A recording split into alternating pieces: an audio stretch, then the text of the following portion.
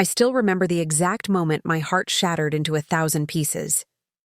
It was supposed to be the happiest day for our family, my sister Emma's wedding.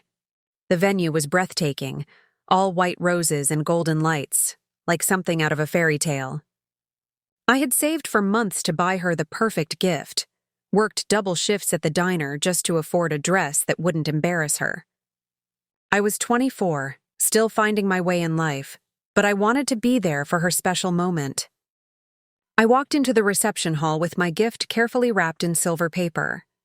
My hands were shaking, not from excitement, but from something else, a feeling I couldn't quite name yet. The room went quiet when I entered. Too quiet. My mom looked away. My aunt whispered something to my uncle. And then I heard it. "What is she doing here?" My sister's voice, cold, sharp, like a blade cutting through the air. I turned to see Emma standing there in her perfect white dress, her new mother-in-law beside her, both staring at me like I was dirt on their expensive shoes. My throat tightened. "Emma, I just wanted to give you—" "You don't belong here," she said, loud enough for everyone to hear. "This is a classy event. For family, real family." The gift felt heavy in my hands. Around me, guests pretended to look away, but I could feel every single pair of eyes burning into my skin. My own sister.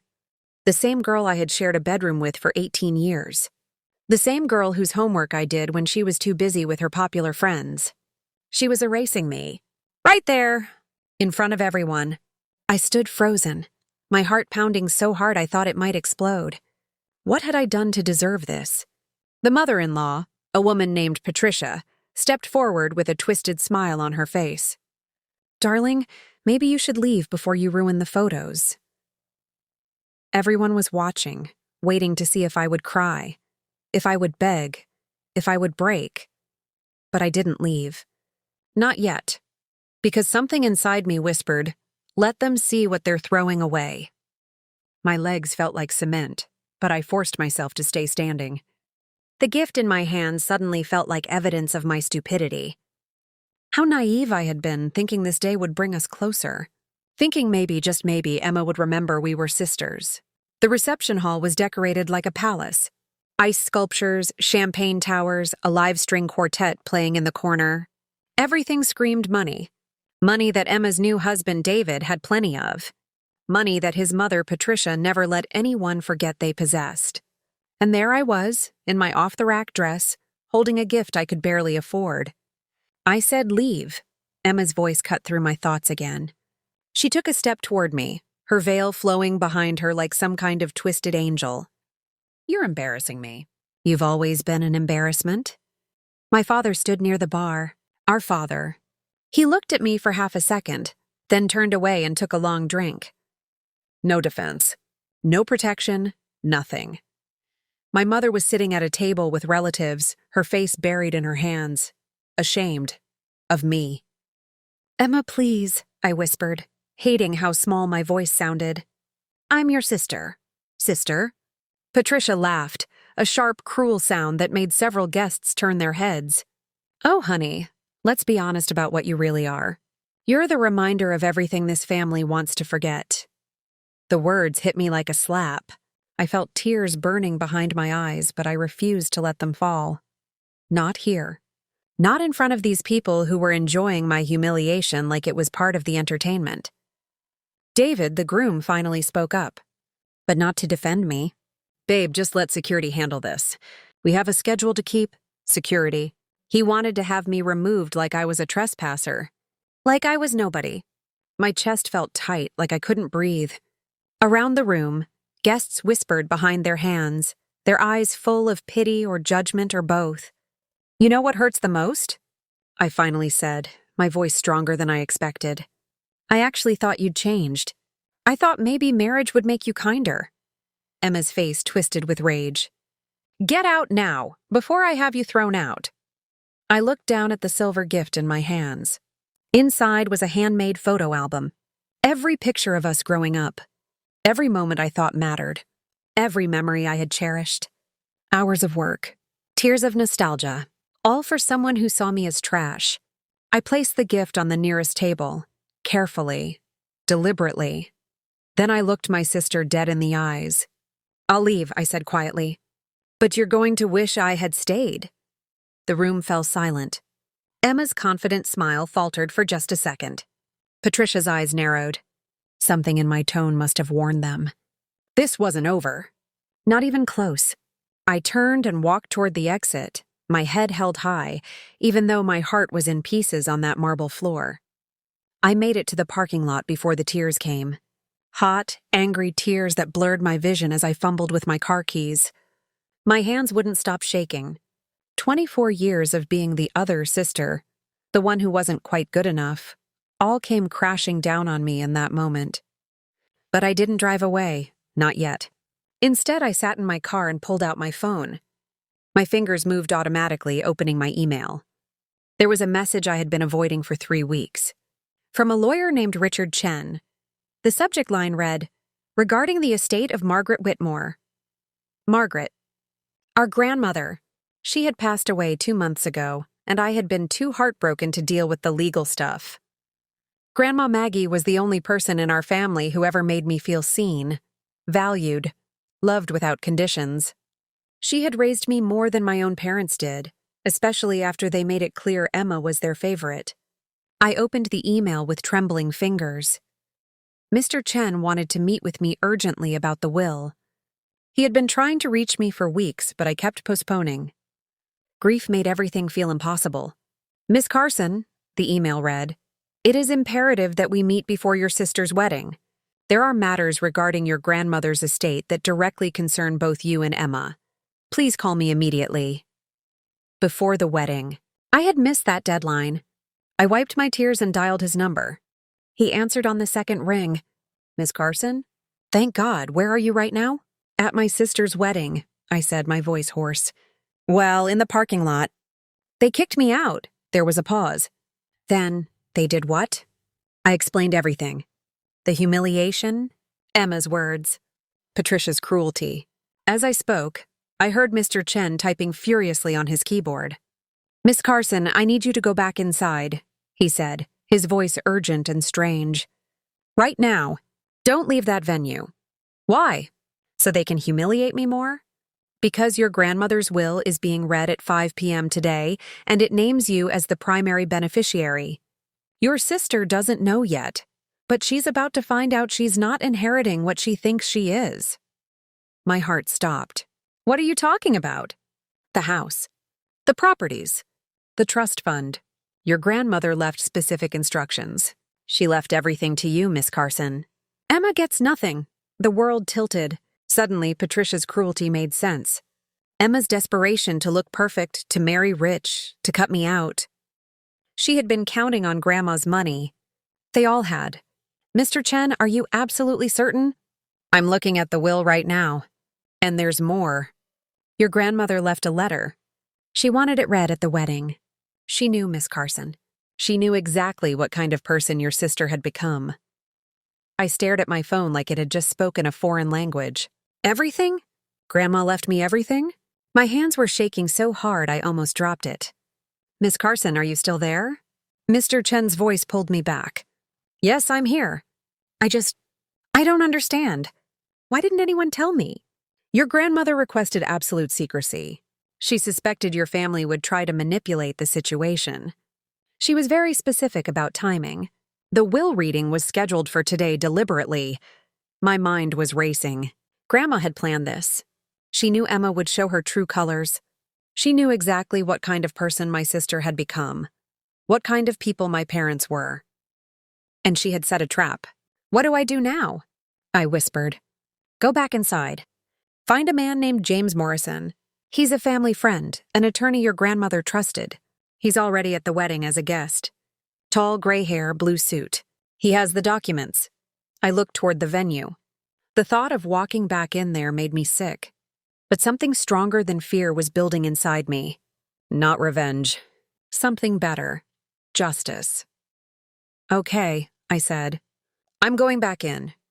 I hung up and checked my face in the mirror. My makeup was ruined, but I didn't care anymore.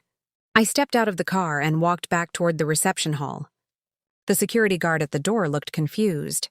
"Miss, I thought you were asked to leave?" "I was. But I have business here. Legal business. Something in my voice made him step aside. I walked back into that hall with my head high.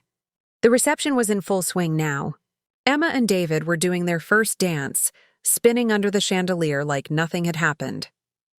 Like I was already forgotten. I scanned the room and found him. James Morrison. Exactly as described. He was sitting at a corner table, watching everything with sharp, calculating eyes. When our eyes met, he nodded slightly and gestured for me to come over. I wove through the tables, ignoring the stares and whispers. Patricia saw me first. Her face went white. "What is she doing back here?" She hissed at my mother. But I didn't stop.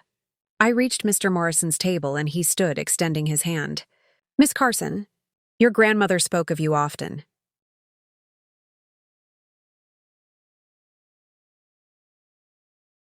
"I'm so sorry for your loss." "Thank you," I managed.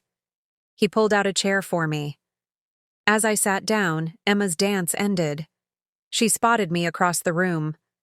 Her expression went from shock to rage in seconds. She started marching toward us, David and Patricia close behind. "I told you to leave!" Emma's voice carried across the entire room. The music stopped. Everyone turned to watch. Again.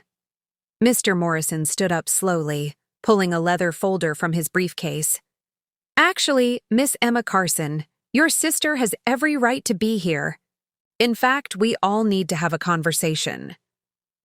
Emma stopped in her tracks, her face turning red. "Who the hell are you?" "James Morrison, attorney at law. I represent the estate of Margaret Whitmore." He spoke calmly, but his voice carried authority that made even Patricia hesitate. "Grandma's estate?" Emma's voice wavered slightly. "That has nothing to do with today. This is my wedding." "Actually, it has everything to do with today." Mr. Morrison opened his folder. "Your grandmother left very specific instructions. The reading of her will was to take place today, at this venue, during this event." The color drained from Emma's face. Around us, guests were leaning in, trying to hear every word. My father appeared from nowhere, suddenly interested now that money was involved. "This is inappropriate," Patricia snapped. "We're in the middle of a celebration. Mrs. Patterson, with respect, Margaret Whitmore paid for a significant portion of this wedding." Mr. Morrison's words hit like a bomb. "She has every right to have her final wishes honored here." I watched Emma's expression crumble. She had told everyone that David's family paid for everything. That lie was unraveling in real time. "That's not true," Emma stammered. "Grandma only contributed a small amount." $73,000 is hardly small. Mr. Morrison pulled out a receipt. "She paid for the venue, the catering, and the flowers. She did this because she loved you, Emma, despite everything." My sister's hands were shaking now. David looked confused and angry. Patricia's face was a mask of barely controlled fury. My mother started crying quietly. And my father? He just looked greedy, his eyes fixed on that folder. "Just read the damn will," my father said. "Let's get this over with." Mr. Morrison nodded. "Very well. Margaret Whitmore's estate includes her home, valued at $1.2 million, her investment portfolio worth approximately $800,000, and various other assets. The total estate value is roughly $2.3 million. Emma's eyes went wide. I could see the calculations happening in her head. All that money, money she had been counting on, money she probably already spent in her mind. "The primary beneficiary," Mr. Morrison continued, his eyes moving to me, "is Miss Carson, Margaret's younger granddaughter. She inherits the house, the investments, and full control of the estate." The room exploded. Emma screamed. Patricia gasped. My father lunged forward. "That's impossible! My daughter deserves that money!" But Mr. Morrison wasn't finished. He pulled out an envelope. "There's more. Margaret left a letter. She requested it be read aloud, right here, right now."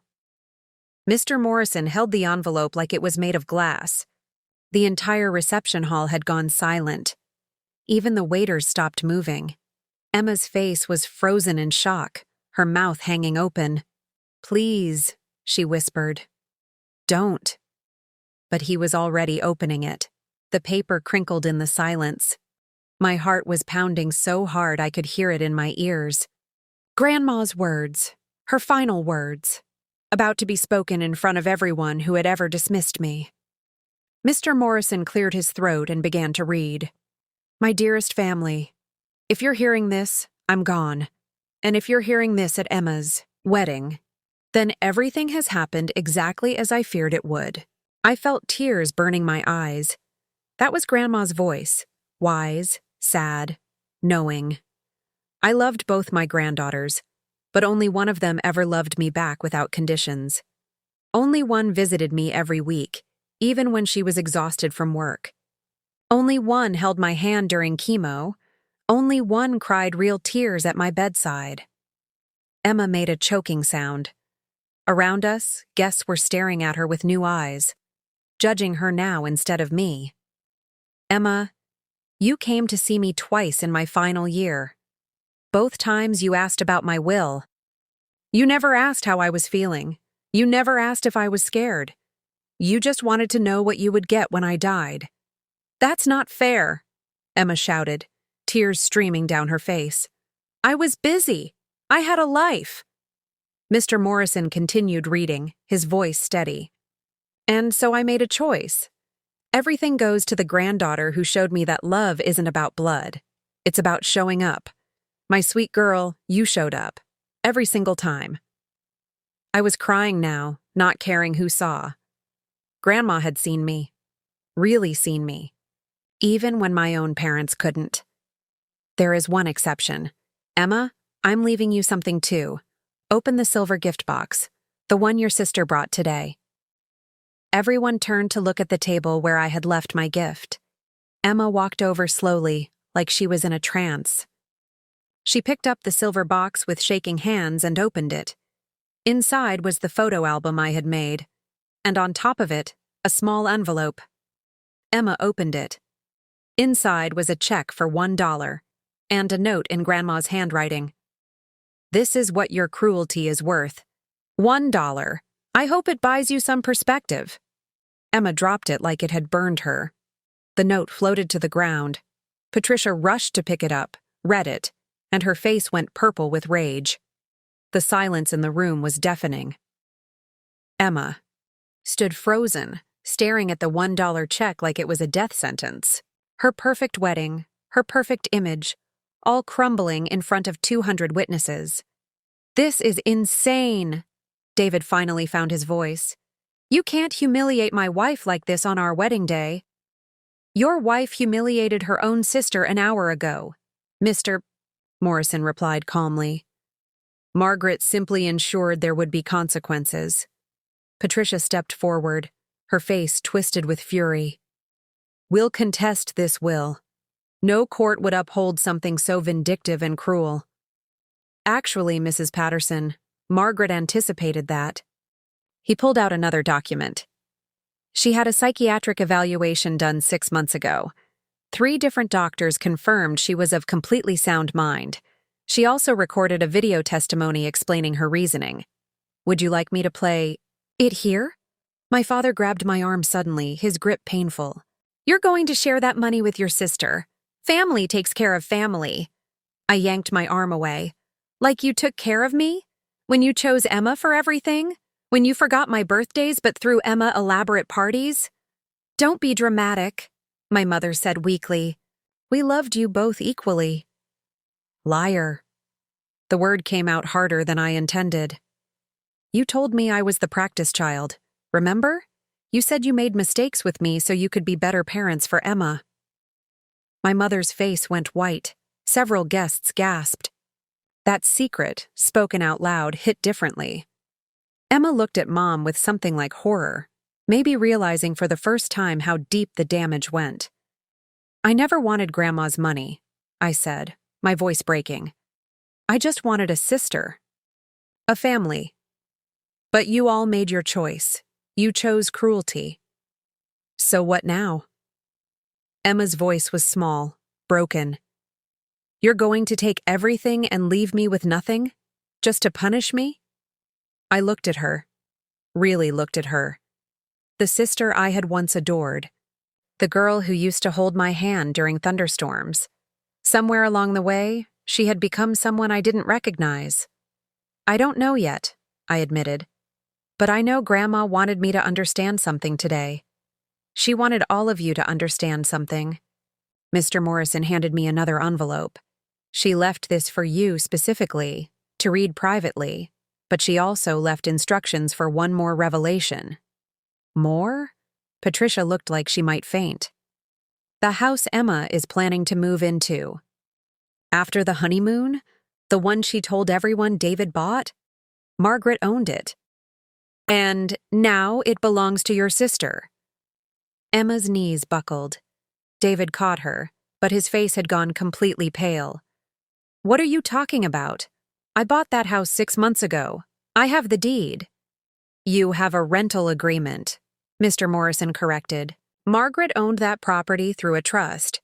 She allowed you to live there, rent-free, as a wedding gift. But the deed was never transferred. It remains part of the estate. David turned to Emma, his voice cold. You told me that house was ours. You said your grandmother gave it to us. She did. She promised. Emma was sobbing now, mascara running down her face in black rivers. She said when she died, everything would be mine. She said no such thing. Mr. Morrison's voice was firm. In fact, Margaret specifically noted in her journals that you assumed you would inherit. She never corrected you because she wanted to see if you would visit her for reasons other than money. Patricia grabbed the document from his hands, scanning it frantically. This can't be legal. We'll sue. We'll take this to every court in the country. You're welcome to try. Mr. Morrison didn't seem worried. But I should mention that Margaret also documented every conversation she had with Emma over the past 3 years, including the one where Emma called her a burden and suggested she move to a nursing home to free up her assets. Emma's face went from white to green. I never. That's not. I was just frustrated. You told your dying grandmother she was inconvenient, I said, my voice shaking. I was there, Emma. I heard you. That's when I started spending every night at her house, because she was crying and you made her feel worthless. The guests were backing away now, creating distance from Emma like she was toxic. Even David was staring at his new wife like he was seeing a stranger. Patricia's mouth was opening and closing, but no words were coming out. My father tried one more time. Look, we can work this out as a family. We'll sit down, negotiate something fair for everyone. Fair? I laughed, a bitter sound. Like it was fair when you used my college fund to pay for Emma's car? Or when you told me I couldn't come to family Christmas because Emma's new friends were coming and I would make things awkward. You chose this, I said, my voice rising. All of you chose this, and now you have to live with it. Mr. Morrison placed a gentle hand on my shoulder. Miss Carson, we should go. There's much to discuss about the estate. I nodded, but before I could move, someone else spoke up, a voice I didn't recognize. An elderly woman stood up from one of the back tables, her face kind but firm. I think you all should be ashamed of yourselves. Patricia whirled around. Excuse me? Who are you? I'm Helen Rodriguez. I was Margaret's best friend for 40 years. I watched this family destroy that woman's heart piece by piece. She walked forward slowly, her cane tapping on the marble floor. Margaret cried to me every week about how her own family treated her granddaughter like garbage. My mother made a small sound of protest, but Helen cut her off with a sharp look. Don't you dare. I was there when you called Margaret begging for money, but you couldn't be bothered to visit her in the hospital. I was there when Emma screamed at her for not buying her a car expensive enough. Helen turned to me, her eyes soft. And I was there when your grandmother watched you sleep in a chair by her bed, night after night, sacrificing your own rest to keep her company. Tears were streaming down my face. I hadn't known Grandma had told anyone about those nights. Margaret made the right choice, Helen continued. This young woman earned every penny through love and loyalty. The rest of you earned exactly what you got. Nothing. Emma collapsed into a chair, her white dress pooling around her like a deflated cloud. David was talking to his mother in harsh whispers.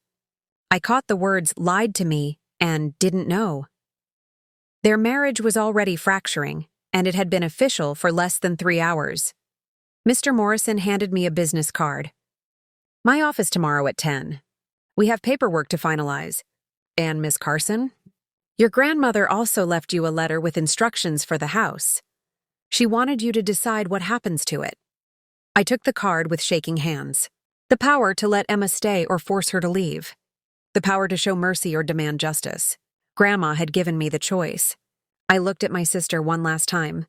She was broken, humiliated, exposed in front of everyone she wanted to impress. Part of me felt satisfaction. But another part, the part that still remembered holding her hand during thunderstorms, just felt sad. I'll make my decision about the house after I read Grandma's letter, I said clearly. Until then, enjoy your wedding. I walked toward the exit, Helen following beside me. Behind us, chaos erupted. Voices shouting, accusations flying. But I didn't look back. 3 days later, I sat in Grandma's house. My house now. The morning light filtered through the lace curtains she had loved so much. Everything smelled like her lavender perfume. On the coffee table in front of me sat the final letter, the one Mr. Morrison had given me.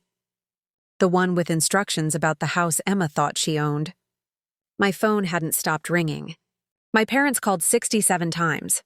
Emma sent 100 texts, ranging from angry to desperate to manipulative.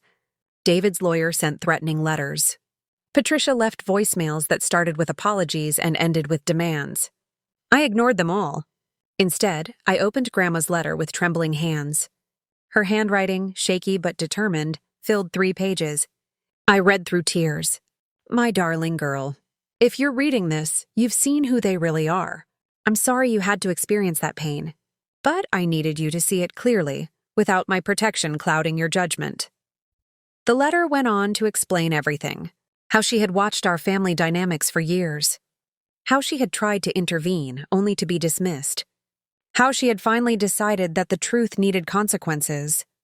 About the house Emma lives in, I'm leaving you 2 choices. You can evict her immediately, which is your legal right, or you can offer her a chance at redemption, charge her fair market rent, make her work for what she took for granted. Teach her the value of things. The choice is yours, and I'll support either decision from wherever I am now. I set the letter down and looked around the room. Photos of me and Grandma covered every surface. Baking cookies, reading books, her teaching me to knit, genuine love captured in fading photographs. My phone buzzed. Another text from Emma. Please, I'm begging you, don't take the house. David's family is threatening to annul the marriage. I have nothing. For the first time in 3 days, I responded. Meet me at Grandma's house, tomorrow, noon. Come alone. The next day, Emma arrived exactly on time. She looked terrible, no makeup. Hair in a messy ponytail. Swollen eyes from crying. She stood on the porch like she was afraid to enter. Come in, I said quietly. She stepped inside and immediately started sobbing. I'm so sorry. For everything. For the wedding. For how I treated you. For how I treated Grandma. I was awful. Yes, you were. I don't expect forgiveness. I need to know. Are you evicting us? I looked at my sister. Really looked at her. And I realized something Grandma had known all along. Cruelty doesn't heal cruelty. But accountability does. You can stay in the house, but you'll pay rent, market rate, and every month when you write that check, I want you to remember what Grandma taught me. Love isn't about what you get. It's about what you give. Emma nodded, tears streaming down her face. Thank you. I don't deserve this. No, you don't. But maybe that's the point. I handed her a copy of Grandma's letter. Read this. Understand what you lost. And maybe someday we can rebuild something. But it starts with you becoming someone worth having as a sister. She left with the letter clutched in her hands. I watched her drive away, feeling lighter than I had in years. Grandma's final gift wasn't just money or property. It was freedom. Freedom from being the forgotten daughter. Freedom from begging for scraps of love from people who should have given it freely. I walked back inside my house, poured myself tea in Grandma's favorite cup, and smiled. Sometimes the best revenge isn't cruelty. It's becoming exactly who you were meant to be, with or without them.